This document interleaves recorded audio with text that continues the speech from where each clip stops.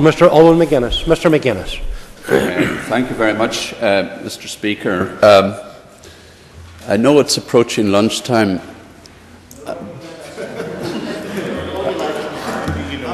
I know it's approaching lunchtime, but I just want to put this question. Where's the beef? Where's the beef in this report? It's a very wordy report, 41 recommendations, 2 fairly substantial documents, but where is the beef in this report? We have good work done, no doubt, about the mechanics of transfer and those issues, well rehearsed and well addressed. But essentially, there is no political agreement on one of the most fundamental issues facing this Assembly. And the fundamental issue is that we, as an Assembly, should have power over policing and justice.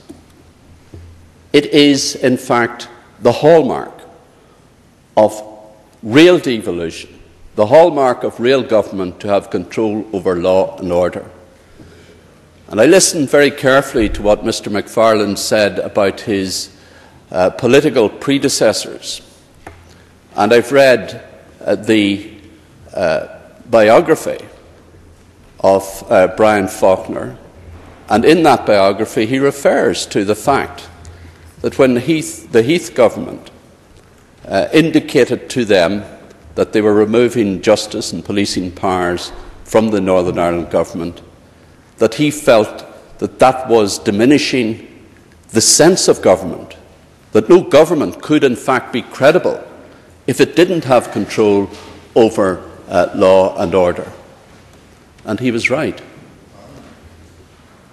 That's not to say that the Heath government weren't right to remove those powers. I believe they were right.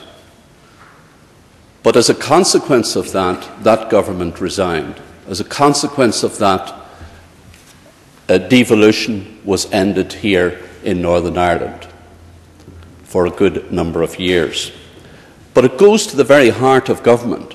And what I'm saying, what my party is saying is, if we can share power on social and economic matters, if we can administer a budget of £15 million per annum, if we can deal with that sort of money, and if we can deal with all the extensive responsibilities and share those responsibilities amongst 4 parties, surely we can do that with policing and justice. Now, the report refers... I will, but be very quick, please.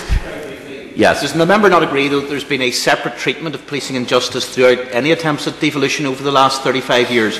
It wasn't included in the 1973-74 Sunningdale settlement, and indeed in 1998, of all the various functions that were devolved to the Northern Ireland Assembly, again it was the one that was excluded. So there's been a recognition down the years that policing and justice is a very separate topic from issues of health and education and regional development. I understand the point that is being made by Mr. Weir. Understand that point. We're not saying that this is not an issue that has to be dealt with sensitively and dealt with in a manner that is consistent with the different political aspirations and feelings of people within this House. We're not saying that. But what we are saying is this, that the big risk has been taken. The big risk in terms of power sharing, in terms of accepting a partnership government. Now, in comparison with that, the risk in devolving policing and justice is small beer. That's what we're saying. The report refers to the devolution of policing and justice powers has proved to be deeply emotive and highly sensitive.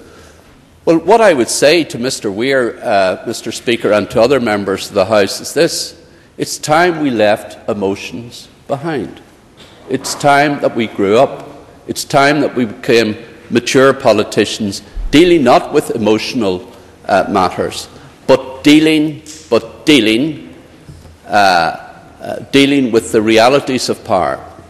And the fundamental reality of power is controlling law and order. Now, I know Mr. Weir is not impressed by that argument, but I think he should reflect.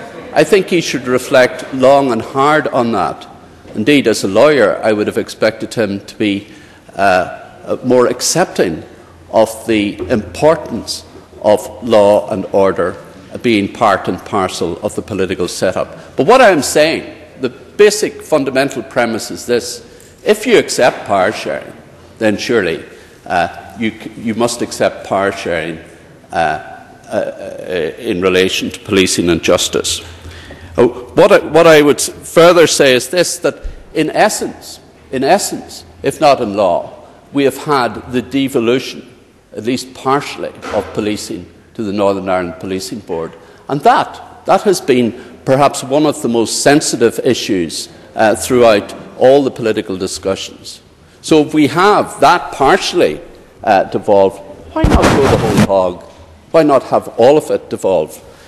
Could I say that we as a party support a single Department of Justice? We support consideration of, our preference is for one minister. We would consider other models. But one thing we would warn against, and that is the balkanisation of any department, that you would have one minister looking after justice and another minister looking after policing. That would be divisive in this particular assembly, and that should be avoided at all costs.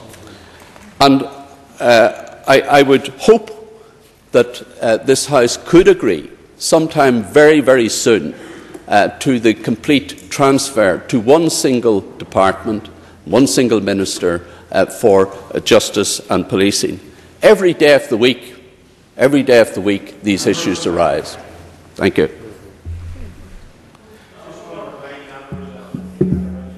Even in 7 minutes, they still have some extra time.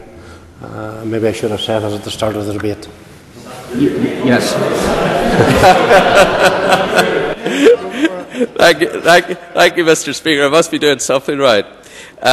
Could I say that as far as criminal justice issues are concerned, every day in the papers, every day in this House, in one aspect or another, in one appearance or another, there are law and order issues. And what are we?